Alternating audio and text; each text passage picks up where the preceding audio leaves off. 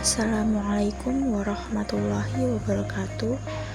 Kami dari kelompok 7 Perbankan Syariah 3D yang beranggotakan Sekar Ayu Larasati, Giska Ayu Nugraheni, Muhammad Rawi, Dwi Handika, dan Nur Alfi Khofifah.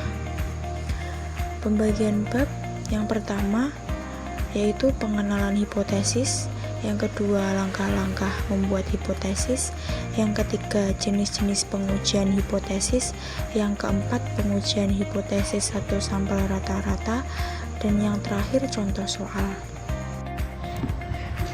Perkenalkan, nama saya Dwi Handika, NIM 12401193179. Di sini saya akan menjelaskan tentang pengertian hipotesis. Hipotesis berasal dari bahasa Yunani, yaitu hupo dan tesis. Hupo artinya lemah, kurang, atau di bawah, dan tesis berarti teori. Dengan demikian, hipotesis adalah sebagai suatu pernyataan yang masih lemah kebenarannya dan perlu dibuktikan. Sederhananya, hipotesis adalah dugaan sementara. Hipotesis statistik adalah hipotesis yang dinyatakan dengan parameter suatu populasi. Adapun definisi dari uji hipotesis adalah suatu prosedur yang digunakan untuk menguji kevalidan hipotesis statistika suatu populasi dengan menggunakan data dari sampel populasi tersebut. Hipotesis statistik bersifat sementara dan lemah kebenarannya. Hipotesis statistik bisa terbentuk variabel seperti binomial, Poisson, dan normal, atau dari suatu parameter seperti rata-rata, varian, sampingan baku, dan proporsi. Adapun fungsi hipotesis adalah 1. Untuk menguji kebenaran suatu teori. 2. Memberikan gagasan baru untuk mengembangkan suatu teori. 3. Memperluas pengetahuan peneliti mengenai suatu gejala yang sedang dipelajari. Perkenalkan, nama saya Sekar Ayu Larasati, NIM 12401193176. Di sini saya akan menjelaskan mengenai langkah-langkah membuat hipotesis. Langkah-langkah membuat hipotesis yaitu ada 5. Yang pertama, menentukan formulasi hipotesis. Menentukan formulasi hipotesis dibagi menjadi 2 jenis, yaitu hipotesis nol dan hipotesis alternatif. Hipotesis nol atau biasa disebut hipotesis nihil, yaitu hipotesis yang tidak memiliki perbedaan nol dengan hipotesis sebenarnya. Sedangkan hipotesis alternatif yaitu hipotesis yang menjadi lawan hipotesis nol. Dalam menyusun hipotesis alternatif timbul 3 keadaan. Yang pertama, H1 menyatakan bahwa harga parameter lebih besar daripada harga yang dihipotesiskan. Yang kedua, H1 menyatakan bahwa harga parameter lebih kecil daripada harga yang dihipotesiskan. Yang ketiga, H1 menyatakan bahwa harga parameter tidak sama dengan harga yang dihipotesiskan. Selanjutnya, yang kedua yaitu menentukan taraf nyata atau signifikan level. Yang ketiga, menentukan kriteria pengujian. Keempat, menentukan nilai uji statistik. Dan yang terakhir yaitu yang kelima, membuat kesimpulan.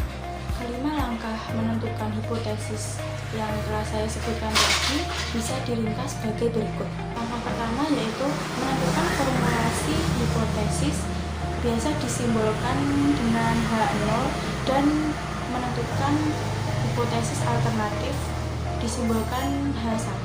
Memilih suatu taraf nyata dan menentukan nilai tabel. Selanjutnya langkah ketiga yaitu membuat kriteria pengujian berupa penerimaan dan penolakan H0. Langkah keempat membuat uji statistik, dan langkah kelima membuat kesimpulan yang berisi tentang penerimaan dan penolakan H0. Jenis-jenis pengujian hipotesis. 1. Berdasarkan jenis parameternya dibedakan menjadi 3 jenis, yaitu pengujian hipotesis tentang rata-rata, pengujian hipotesis tentang proporsi, dan pengujian hipotesis tentang varians. 2. Berdasarkan jumlah sampelnya dibedakan menjadi 2 jenis, yaitu pengujian hipotesis sampel besar dan pengujian hipotesis sampel kecil. 3. Berdasarkan jenis distribusinya. Pengujian hipotesis dapat dibedakan menjadi A. Pengujian hipotesis dengan distribusi Z, pengujian hipotesis dengan distribusi T, dan pengujian hipotesis dengan distribusi X kuadrat. Yang keempat, berdasarkan arah atau bentuk formulasi hipotesisnya. Pengujian hipotesis dibedakan atas 3 jenis, yaitu pengujian hipotesis dua pihak, pengujian hipotesis pihak kiri atau sisi kiri, dan pengujian hipotesis pihak kanan atau sisi kanan. Nur Alfi Khofifa, NIM akhir 180 akan menjelaskan mengenai pengujian hipotesis satu sampel rata-rata. Yang pertama, pengujian hipotesis satu rata-rata. A. Sampel besar, N lebih besar 30. Untuk pengujian hipotesis satu rata-rata dengan sampel besar, uji statistiknya menggunakan distribusi Z. Prosedur pengujiannya ialah 1. Formula hipotesis H0 mu sama dengan mu0, H1 mu lebih besar dari mu0. Yang B, H0 mu sama dengan mu0, H1 mu kurang dari mu0. Yang C, H0 mu sama dengan mu0, H1 mu tidak sama dengan mu0. Penentuan nilai alfa atau taraf nyata dari nilai Z tabel atau Z alfa. Menentukan nilai alfa sesuai soal, kemudian nilai Z alfa atau Z alfa per 2 ditentukan dari tabel. Yang ketiga, kriteria untuk pengujian. A. Untuk H0 mu sama dengan mu0 dan H1 mu lebih besar dari mu0. Yang pertama, H0 diterima jika Z0 kurang dari sama dengan Z alfa. Yang kedua, H0 ditolak jika Z0 lebih besar dari Z alfa.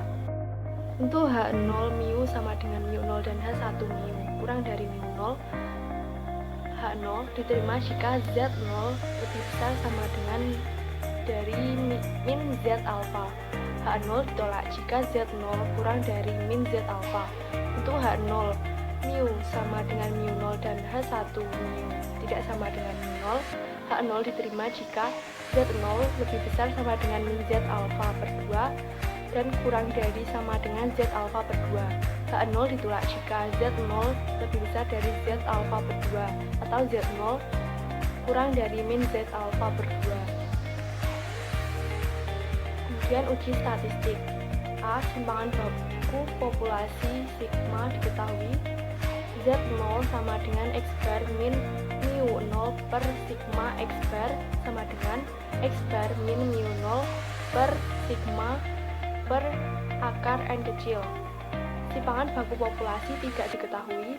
Z0 sama dengan X bar min mu 0 per S X bar sama dengan X bar min mu 0 per S per akar N kecil. Kesimpulan menyimpulkan tentang penerimaan atau penolakan H0 sesuai dengan kriteria pengujiannya. A. Jika H0 diterima, maka H1 ditolak. B. Jika H0 ditolak, maka H1 diterima. Sampel kecil, N kurang dari sama dengan 30. Untuk pengujian hipotesis 1 rata-rata dengan sampel kecil N kurang dari sama dengan 30, uji statistiknya menggunakan distribusi T. Prosedur pengujian hipotesisnya adalah sebagai berikut. Formulasi hipotesis 1. H0 mu sama dengan mu 0, S1 mu lebih besar dari mu 0. Yang kedua, H0 mu sama dengan mu 0, H1 mu kurang dari mu 0. Yang ketiga, H0 mu sama dengan mu 0, H1 mu tidak sama dengan mu 0. Penentuan nilai alfa atau taraf nyata dari nilai T tabel. Menentukan nilai alfa sesuai soal, kemudian menentukan derajat bebas yaitu dB sama dengan N-1. Lalu menentukan nilai T alfa N-1 atau T alfa per 2. N-1 ditentukan dari tabel. Kriteria pengujian. Yang pertama, untuk H0 mu sama dengan mu 0 dan H1 mu lebih besar dari mu 0. A.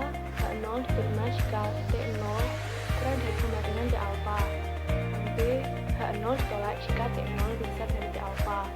Yang kedua, untuk H0 mu sama dengan mu 0 dan H1 mu kurang dari mu 0, H0 diterima jika T0 lebih besar sama dengan min T alfa. H0 ditolak jika T0 kurang dari min T alfa. Untuk H0 mu sama dengan mu 0 dan H1 mu tidak sama dengan mu 0, H0 diterima jika T0 lebih besar sama dengan min T alfa per 2 dan kurang dari sama dengan T alfa per 2. H0 ditolak jika T0 lebih besar dari T alfa per 2 atau T0 kurang dari min T alfa per 2. Perkenalkan, nama saya Giska Ayu Nugraheni, NIM 12401193177. Di sini saya akan mencoba sedikit menjelaskan mengenai contoh pengujian hipotesis satu sampel rata-rata. Di sini kita sudah memiliki soal. Pimpinan bagian pengendalian mutu barang pabrik susu merek Aku Sehat ingin mengetahui apakah rata-rata berat bersih 1 kaleng susu bubuk yang diproduksi dan dipasarkan masih tetap 400 gram atau sudah lebih kecil dari itu. Dari data sebelumnya, diketahui bahwa simpangan baku bersih sama dengan 125 gram. Dari sampel 50 kaleng yang diteliti, diperoleh rata-rata bersih 375 gram atau berat bersih.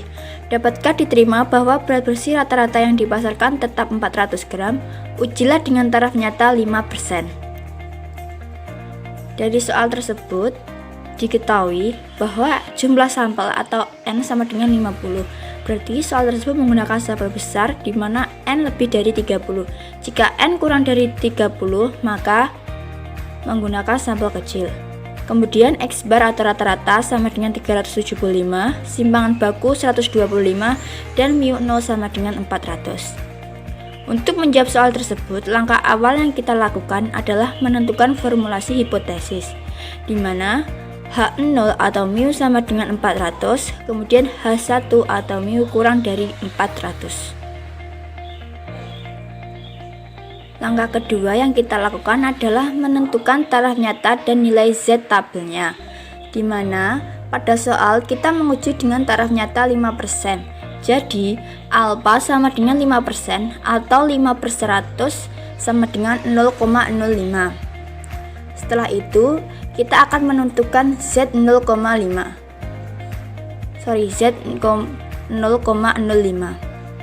Namun sebelum menentukan Z 0,05, terlebih dahulu kita melakukan penjabaran ini. 0,5 dikurangi 0,05 atau alfa sama dengan 0,45. Jadi dapat diketahui bahwa Z 0,05 sama dengan min 1,64 pengujian dari sisi kiri. Lalu, dari mana dapatnya min 1,64? Jadi dalam langkah ini kita menggunakan tabel Z, di mana 0,45 ini digunakan untuk mencari Z 0,05. Kita lihat tabelnya. Di sini kita mencari angka yang mendekati 0,45. Boleh kurang yang mendekati, tetapi tidak boleh lebih. Nah, di sini kita sudah menemukan 0,4495. Mendekati 0,45, berada pada titik 1,6 dan 0,04. Nah, dari sini diperoleh 1,64. Lah, kenapa kok menjadi min? Karena pengujiannya dari sisi kiri. Kemudian langkah ketiga menentukan kriteria pengujian. Di sini sudah terdapat angka min 1,64. Min 1,64 adalah nilai Z 0,05. Dalam gambar ini terdapat dua daerah, yakni daerah yang diarsir dan daerah yang tidak diarsir. Daerah yang diarsir adalah daerah penolakan dan daerah yang tidak diarsir adalah daerah penerimaan, dengan syarat H0 diterima apabila Z0 lebih dari sama dengan min 1,64. Kemudian H0 juga dapat ditolak apabila Z0 kurang dari min 1,64. Kemudian lanjut yang keempat, kita menghitung uji statistik dengan menggunakan rumus Z sama dengan X bar kurangi mu 0 dibagi simpangan baku per akar dari N atau jumlah sampel sama dengan 375 dikurangi 400 dibagi 125 per akar 50 sama dengan min 25/17,67. Hasilnya min 1,41.